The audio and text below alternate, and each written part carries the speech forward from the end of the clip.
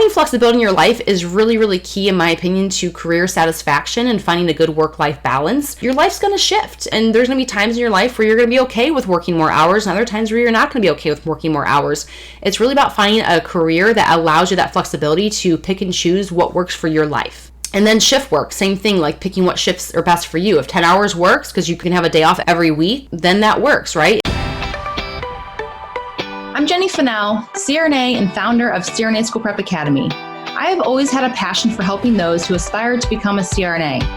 A couple of years ago, I started mentoring a handful of prospective students. Fast forward to today, and I have a successful mentoring program that has impacted hundreds of aspiring and now current nurse anesthesia students. What I enjoy the most in my business is connecting with you, the future CRNA. I love learning and growing with you. The road to CRNA is full of unique challenges, and no two journeys are the same. But every journey has a learning opportunity. I'm here to share what I have learned over the years from not just my students, but CRNA community leaders, program faculty, and from my time as a practicing CRNA. This will be your one-stop shop to get the mentoring you need to not only guide you into this career path, but support you all the way through to graduation day.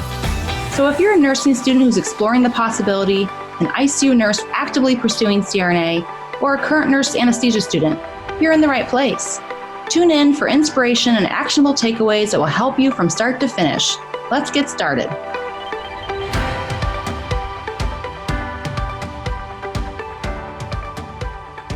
What is work-life balance as a CRNA? In today's episode, I'm going to share with you how I have found a work-life balance as a CRNA. I'm also going to briefly compare what it's like being an RN compared to a CRNA and finding that work-life balance. And at the end of the show, I'm going to share if you do this one thing, you will be able to achieve a good work-life balance. And actually, you can apply this to even being an RN. So make sure you stay tuned for the last tip. So welcome back to another episode of CRNA School Prep Academy. I'm your host, Jenny Finnell, CRNA of 8 years now, and today we're going to discuss work-life balance as a CRNA and kind of how I can compare it to being an RN. Also, the one thing that if you start doing today and start kind of reflecting on and taking action on, I promise you, you will find yourself being able to achieve a good work-life balance. So let's go ahead and get into it. And of course, if you're a routine listener, thank you. Welcome back to the show. If you're new, welcome. I'm so excited you found me. I'm excited for your future as a CRNA, and I'm excited that CRNA School Prep Academy can be a part of that. So I love to share insight from my time being a CRNA, as well as kind of also comparing and contrasting my own journey. I think it always helps to kind of get insight. But essentially, when I was working as a nurse, and I had known prior that I wanted to become a CRNA after investigating this career path and discovering that I found it to be really exciting. I knew I'd be excited to go to work every day. I had a passion for, being a CRNA because I love the idea of pharmacology, pathophysiology. So really early on, I knew that this career path would light me up. And one of the things too that more so than the pay that I actually was after was a work-life balance. And so I remember thinking as an RN that my goal once I became a CRNA was to work part-time so I could equally contribute financially to our family, but also get the time I wanted with our children and just for myself, for personal time, right? So that was ultimately one of the other reasons why I desired to become a CRNA, on top of the fact that I knew the actual career path was going to be enjoyable. I was really, really craving a better work-life balance. So let's first talk about hours. As a nurse, I was working 12-hour shifts. There were some nurses who were working 8-hour shifts, although I would never want to be going into that unit every single day. For me, I knew I would never be happy going into work 5 days a week as an ICU nurse. So 12-hour shifts allows you some time off during the week, which I really enjoyed. But that being said, as a CRNA, I don't mind going into work because I actually enjoy my work, right? So I have worked 8-hour shifts as a CRNA, and it's not bad because when I go into work, I actually enjoy my day. So it doesn't feel the same. So that's kind of one of the first things I want to point out, is I know a lot of you are used to 12-hour shifts, and a lot of you achieve a balance that way because, let's just face it, going into working in the ICU is incredibly stressful. And so to do that 5 days a week, even if it's only 8 hours, is a really good recipe, in my opinion, for burnout. Even 12-hour shifts are too much. So 3 days a week. So that being said, it's just different because going to work 5 days a week as a CRNA won't lead to the same kind of burnout you would experience as an ICU nurse. So that's one of the first things I want to point out. Now, after we had kids, I actually did do 36 hours in a pay period. So the way I did that, so I still got a day off, is I would do 5 days 1 week, 8-hour 5 days 1 week. So, and then the next week I would do 4 8-hour days. So technically in a pay period, it would be equivalent to working 36 hours a week. So that's how I achieve that balance in my schedule, working 8-hour shifts as a CRNA, but not quite working 40 hours technically in a week in a pay period. So that was an option for me. I've had a lot of flexibility in my shifts. I mean, it doesn't mean it always happens right away, and I can't say that every institution is going to be this flexible, but I've worked at 3 different places, and there's only been 1 out of those 3 places now 4 places actually technically, but there's only been 1 place that has really been somewhat more rigid with their scheduling, but essentially before I left that place, they were forced into being more flexible because people were leaving left and right because they were trying not to be flexible. And so I have found that facilities that are more flexible with their staffing and hours tend to have longer term staff. So that's one thing when you go in for your job interview to make sure you're asking about as far as the flexibility of shifts and what are the options for you to do different types of shift work. So again, I, as a CRNA, my first 5 years, I played with 8-hour shifts, I did 10-hour shifts, I did 12-hour shifts, I did 13, 14-hour shifts, I did 16-hour shifts, and I did 24-hour shifts. So I played with everything. And it's funny because, before we had kids, my first few years working as a CRNA, we didn't have kids. I didn't mind doing the long shifts. I did 13s and 14s. I did 16s and 24s. What I can say, and this is my experience and also experiences as an ICU nurse, is that, when you work a 12-hour day, 13, 14, 16, your day is done. I mean, there's not much else that you can do in that day. When you're getting off work at 7:30 at night and getting home at 8 o'clock, it's not like you're like, I'm going to go to the gym. You're usually like, okay, I'm going to eat dinner and crash and mindlessly stare at a television screen before I actually pass out, right? So your day is pretty much shot. There's not a whole lot else you can get done. So I felt like that was like your entire day, where when you work an 8-hour shift, you can get out and go to the grocery store, you can go to the gym, you can pick up your kids, you can spend the evening with your kids and eat dinner, play with your kids before bed. I mean, so there's a better work-life balance, especially if you have a family for the shorter days that you work. At least that's my experience. However, I also equally have a friend and a colleague that's a CRNA, and she has 4 children, and she works full-time, and she prefers the long shifts because that means she has days off with her kids. So yes, she kind of sacrifices the 3 days a week that she works 12 hours. She doesn't really get to see much of her kids other than tucking them into bed, but then she actually gets weekdays with her kids fully, right? So for her, that feels good. So again, this is really personal style, you guys, and preference. Like me, I prefer the opposite, where I don't want to miss whole days. I'd rather have my evenings. To me, it's just less stressful for me in general to have my evenings and be able to pick them up from school or see them after school and have an evening with them. So again, versus having an entire day. So I think you just have to pick what you feel works best for you and your family. But again, as a nurse, I felt like I wouldn't like the 8-hour days because I'd have to be going into a unit I didn't like working in. I liked my unit, the staff was great, but I didn't like the physical job, right? The idea of being an ICU nurse 5 days a week was incredibly I wouldn't do it. And so I didn't do it. But as a CRNA, I don't mind going into work 5 days a week because I actually enjoy the work. So that's, again, just kind of to hit it home that's kind of the difference as far as the work-life balance between being a CRNA and an ICU nurse that I can at least shed some light onto. And the fact that being a CRNA tends to be more flexible with the hours, depending on where you work. The place that I was referring to that was not flexible when I first got hired there, their full-time FTE position was 46 hours a week, which at first I was like, whoa, really? Like, I don't, that's pretty much working 6 hours of overtime a week. And that felt like a lot. And it was a lot. I then dropped to 36 hours in a week there. But they were really rigid on you had to at least pack you one of your shifts. So that was a 12-hour day guaranteed. And like I spoke to, I don't like 12-hour days. That means I miss my entire day with my kids, and that I just don't like that. So in fact, they were really rigid with that rule. I was like, well, then I'm going to go somewhere else that won't make me close and work till, 7, 8 o'clock at night. So again, You just have to find places that have that flexibility. They do exist. You just have to seek them out. But again, I think places who tend to have more flexibility tend to have long-term staff. My original place, after we had kids, as I spoke to, I did 16s and 24s. After we had kids, I didn't want to do that anymore. So I came back and did 10-hour shifts, but that even was too much because at the time it just felt rushed in the evening. I had like 100 bottles to clean, and it was just freaking insane, trying to, I don't want to pump any extra. It's just pumping and trying to, it was just such a mess. So I was like, you know what? I need 8-hour days. I need that for my sanity. Now, when I asked for 8-hour days as a CRNA, I had to wait, I don't know, how long was that? Probably a solid 3 months before they could actually move me because they needed to shift other people into the 10-hour position, right? So it wasn't instantaneous that I got to move to 8-hour shifts, but it did happen. So that is something also to be aware of, that sometimes when you have a request like that, they can't just instantaneously move you all the time. Sometimes they can, sometimes they can't.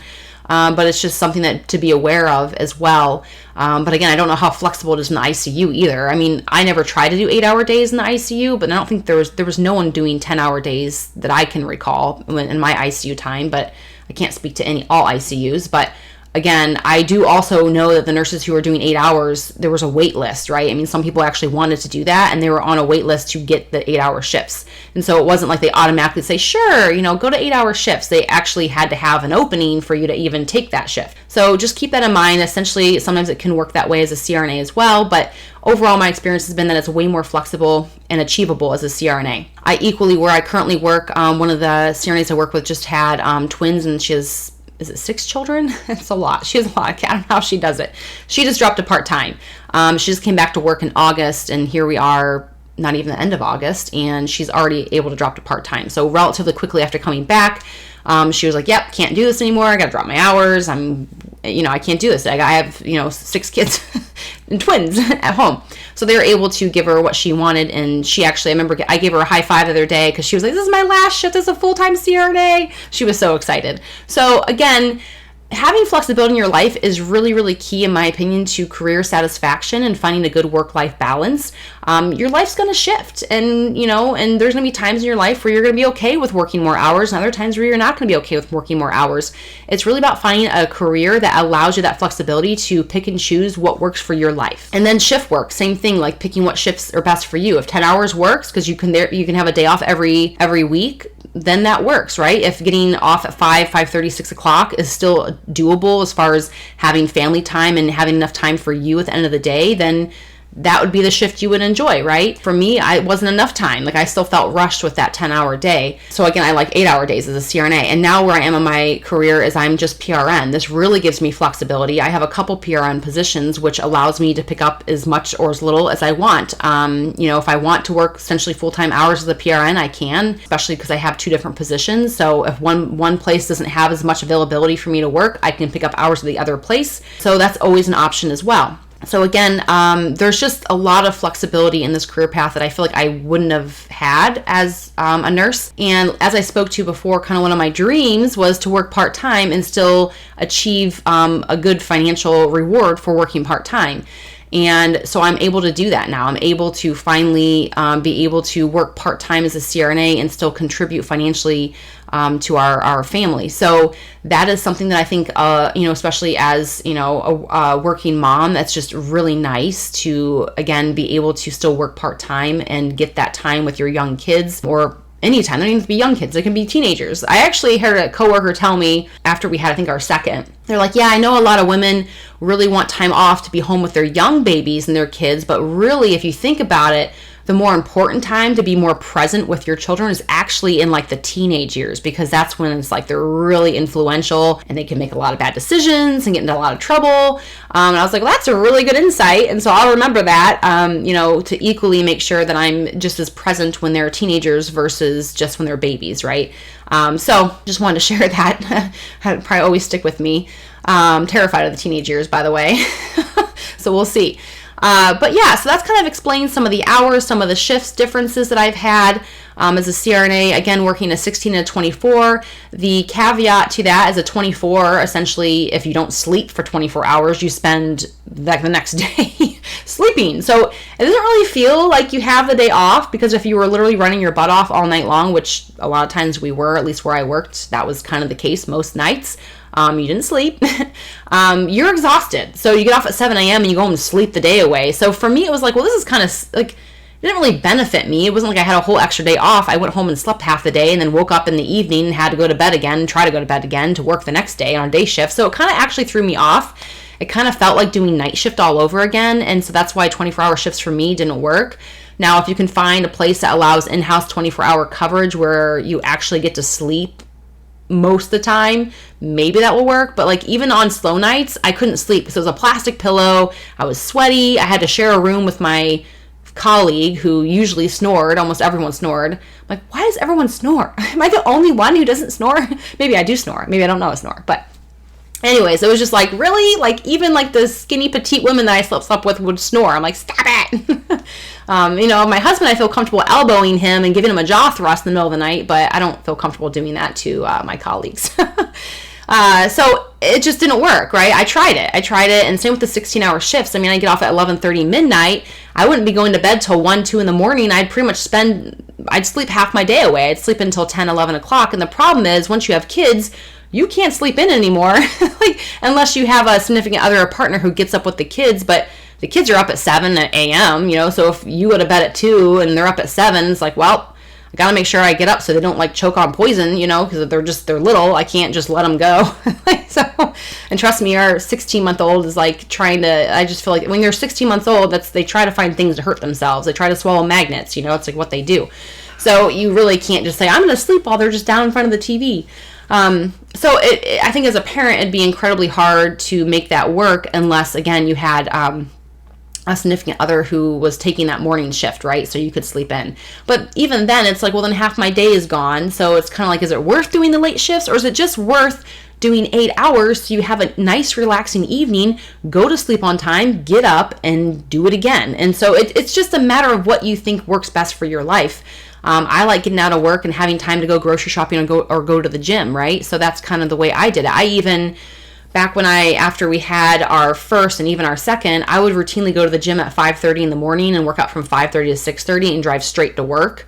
Yeah, I know. I had some spray. I just did my spray bath and then went to work. I mean, you put your hair in a scrub hat so you can be sweaty. No one's going to know. Just have a nice work glow.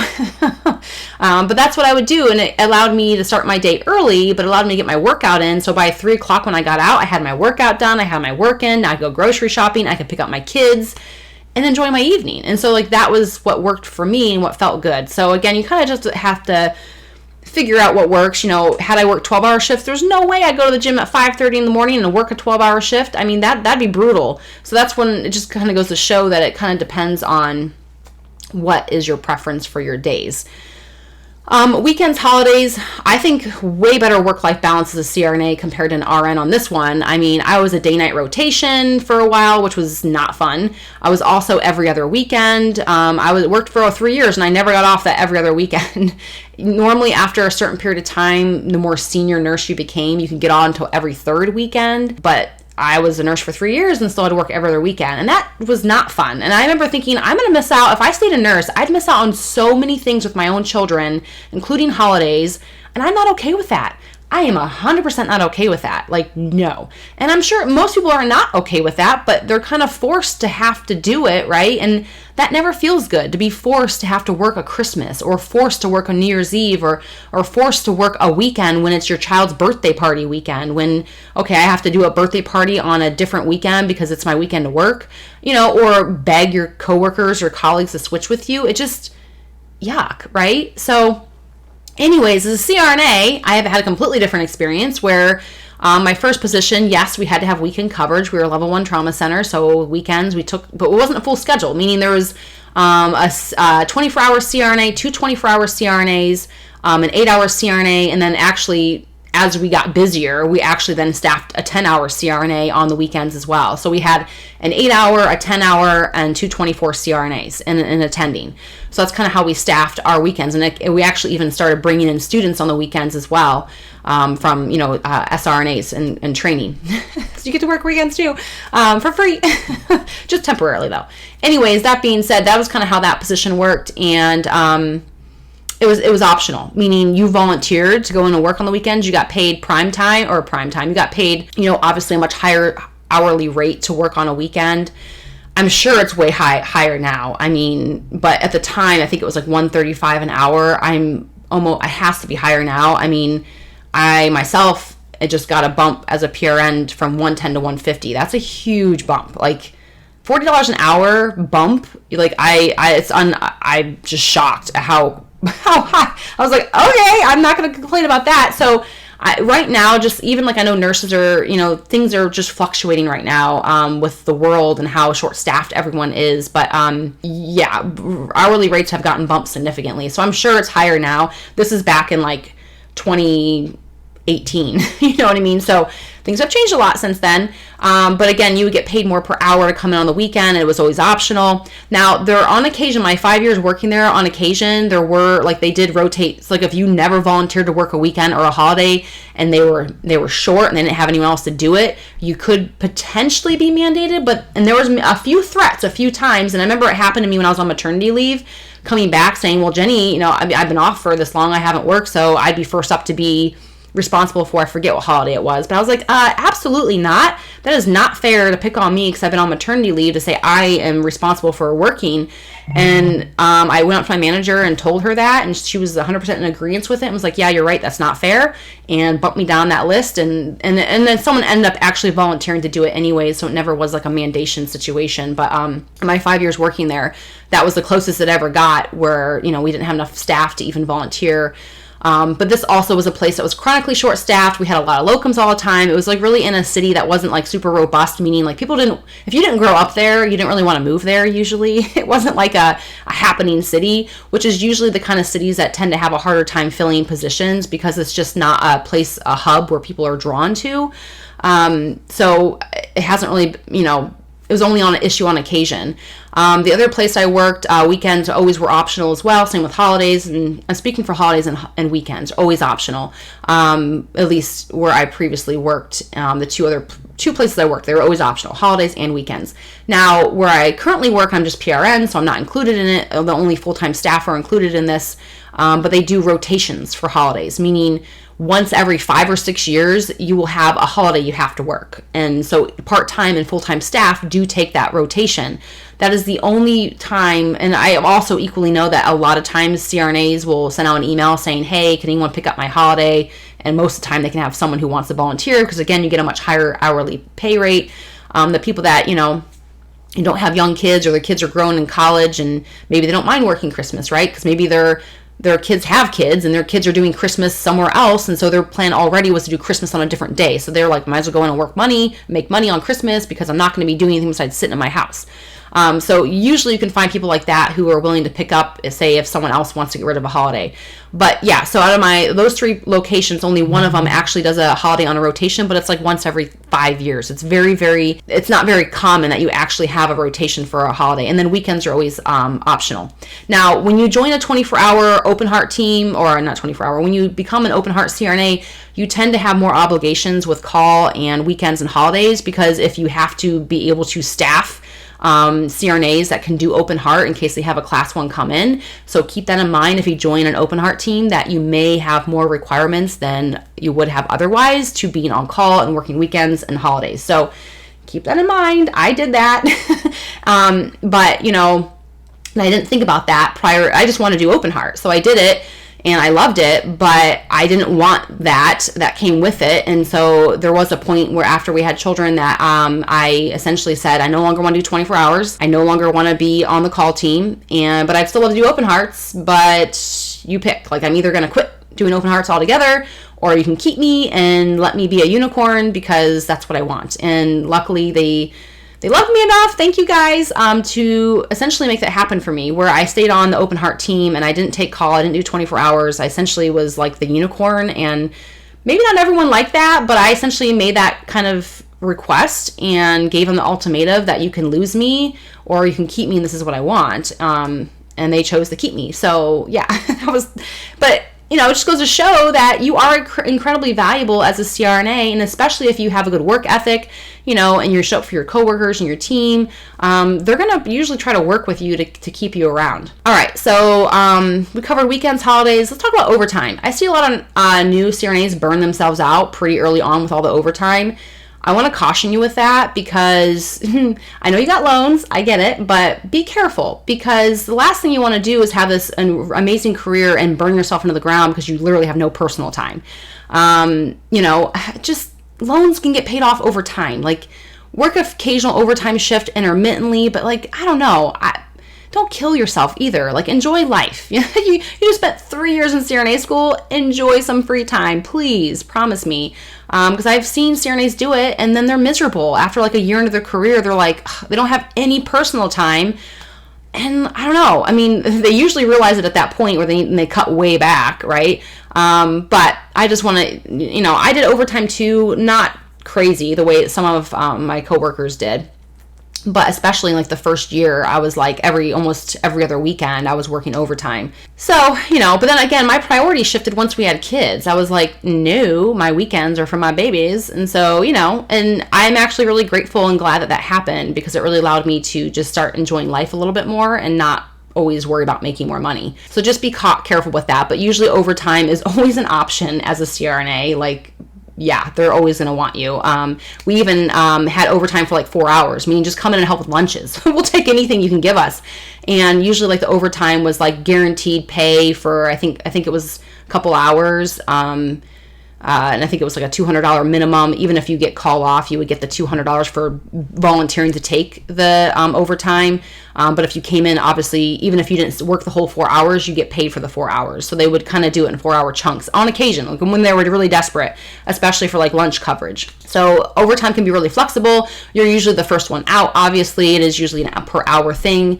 But usually they gave you at least a minimum pay and guarantee when you came in as an overtime CRNA, which is nice, right? You usually get 4 hours guaranteed. And I can't speak for every location. That has just been my experience. All right. So here I want to kind of wrap this episode up with talking about how to achieve a work-life balance as a CRNA and even as an RN. And this has been really eye-opening for me, and it's been something that I've been only practicing really for a short period of time in my career and in my life. But now that I'm routinely practicing it, it has changed my life. It is and made me so much happier with my decisions and feeling good about my decisions. And so here is what I want to share with you. I want to remind you that every time you say yes to something, you're also saying no to something else. Every time. Okay? And so when they call you up and say, hey, can you come in? Before you say yes, stop and think, well, if I say yes, what am I then saying no to? What were my plans on that day that if I say yes, I'm going to be saying no to these other plans. And if that no to the other plans is a boundary, meaning that's no, I'm not going to not do this for you, then say no and feel good about saying no because you've thought through what you would be saying no to if you said yes. This one simple practice will change your life, I promise you. And here's an example. I shared recently how I didn't go to annual Congress. I wanted to go. I really wanted to go. I wanted to meet students. I wanted to meet faculty. I wanted to meet CRNAs. I really wanted to. But that also equally fell on a weekend where it was the last weekend of summer. I would potentially, I would have had to leave early so I could get home in time to get my son ready for his first day of first grade. And I'm sorry, but that's a big deal. It's a big milestone in his life, and I wanted to be present for that. I wanted to spend that day, that last day of summer, celebrating him and celebrating our daughter who's entering pre-K and just being present for my family. And so I said no because I knew what mattered more to me was my family at that moment. Equally so, again, just that happened. I said no to Congress. I also said no. I was asked on Monday, and Tuesday was his last day of summer, and we had plans to go to fun and stuff and have fun as a family. I was sent a message from my other PRN position saying, hey, we had a call off. Can you please come into work tomorrow? And I said, no, unfortunately I can't. And I just left it at that. And I'm I don't need to explain why. It doesn't matter why. The answer is no. But the old Jenny would have probably felt bad for my coworkers who wouldn't get lunch breaks or pee breaks, and I would have went in. but then I wouldn't have thought through, I'm saying no to my children. And so the new Jenny's like, I said no, and yes, I still feel bad for my coworkers, and I'm sorry, but it's equally not my responsibility to take that on when my responsibility first and foremost is to my family. So, and I shared that story in our Facebook community, and I had a nurse tell me that she equally remembers having a maternity photo shoot scheduled, and her manager called and said they're short-staffed and pretty much begged her to come in. And she came into work and didn't get her maternity pictures for that. I don't even know if that's, I'm like speechless, because you're only like, you want to celebrate your body, this amazing miracle of building a human inside your body and have memories of that physically and emotionally, and you said no to that for your work. That's a boundary. That is a boundary that you should not cross. And so I want to stress the importance of this in your own journey, whether you're an ICU nurse, whether you're entering your CRNA career path, is to always ask, if I say yes to this, what would I also be saying no to? If you do this, I promise you're going to feel good about the no's and good about the yeses, good about it all, right? Because you've thought through why. And that's really what it comes down to, is the boundaries and knowing what your priorities are and making sure you're holding true to that. That's going to really bring your mental peace and happiness with your career and give you that work-life balance that you want so badly. But really it starts with you being able to assess what's a yes, what's a no, and why, right? So I hope you guys enjoyed this episode. I hope you found it helpful. Thank you so much for tuning in. Be sure to leave a review. I appreciate all the reviews. Thank you so very much, and I love hearing from you. Cheers to your CRNA journey. If you're a CRNA School Prep Academy member, I'm so excited for you. And if you're not a CSPA student, I really encourage you to head over to www.crnaschoolprepacademy.com and learn how we can help you in your CRNA journey. You guys have a good rest of your day, and I'll see you next week. Bye.